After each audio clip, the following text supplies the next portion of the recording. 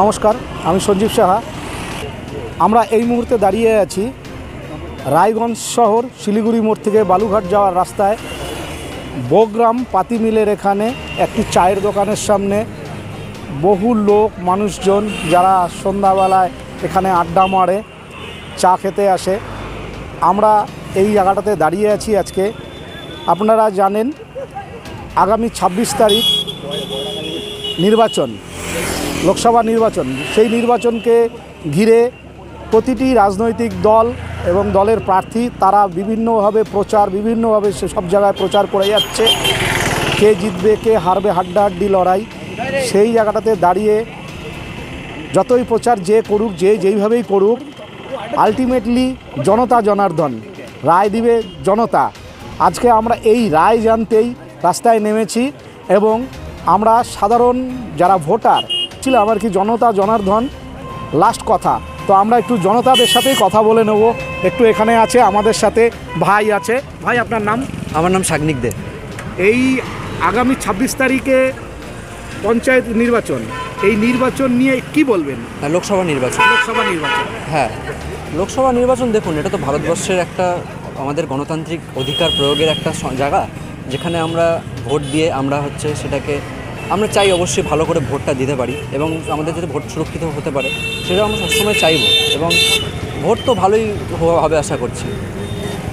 Vote তো ভালোই হবে, সেন্ট্রাল ফোর্সও আছে, কোনো চিন্তা নেই। সেই জায়গাটাতে বারবার বলছে, সব প্রশাসন থেকে বারবারই বলছে যে নির্বাচন নিয়ে কেউ ভয় পাবেন না, সুতরাং কোনো ভয়ের ব্যাপার নেই।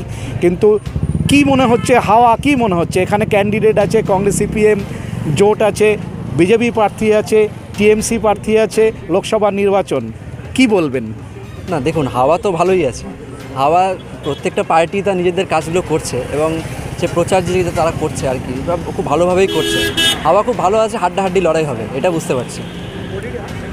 এখানে এক ভাই বলছে যে হাওয়া সবারই ভালো, হাড্ডাহাড্ডি লড়াই, কোনো সেইভাবে কিছু বলা যাচ্ছে না যে কে পাস করবে, কে ফেল করবে, কে ফার্স্ট পজিশন, কে সেকেন্ড পজিশন, কে থার্ড পজিশন। এখানে সেইভাবে কোনো রকম কেউ কিছু বলতে পারছে না। সবাই বলছে সবার হাওয়াই ভালো, হাড্ডাহাড্ডি লড়াই। আমরা শুনে নেব আর এক ভাইয়ের কাছ থেকে। ভাই, আপনার নাম? আমার নাম আয়ুষ শর্মা। কি বলবেন পঞ্চায়েত নির্বাচন নিয়ে, লোকসভা নির্বাচন নিয়ে? দেখবো ঠিকই প্রিপারেশনটা চলছে, আর অনেকটা সিকিউরিটিও আমরা দেখতে পাচ্ছি এখানে রায়গঞ্জে। আজকে অনেক কটা বাস দেখলাম আমরা, কলকাতা থেকেও আসছে অনেক কটা, সিআরপিএফ, আইটিবিপি, সিকিউরিটিটা আছে। এবার লোকসভা নির্বাচন, এই নির্বাচনকে নিয়ে কি মনে করছেন যে কে পাস করবে বা কে ফেল করবে? দেখেন, কে পাস করবে, কে ফেল করবে, এটা তো আপাতত কিছু বলা যাবে না। এটা কি আর বলবো, কোন প্রার্থীকে হেভিওয়েট মনে হচ্ছে? হেভিওয়েট আপনারা জানেনই কোন প্রার্থী হেভিওয়েট আছে।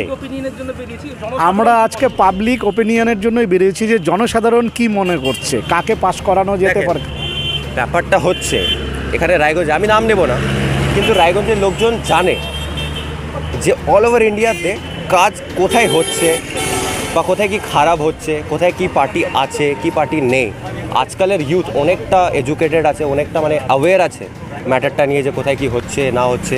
আমি পার্টি নাম নিয়ে তুলে ধরবো না যে কাকে ভোট দেওয়া উচিত বা কাকে ভোট দেওয়া উচিত না, আর কে জিতবে কি জিতবে না, কিন্তু এইটুকু ধরে রাখেন যে একটা এখান থেকে ভালো রেসপন্স আসবে, দ্য ওয়ার্কিং পার্টি যে কাজ করবে। আমরা আর এক ভাইয়ের সাথেও কথা বলে নিলাম, তারও একই বক্তব্য যে সেইভাবে বলা যাবে না।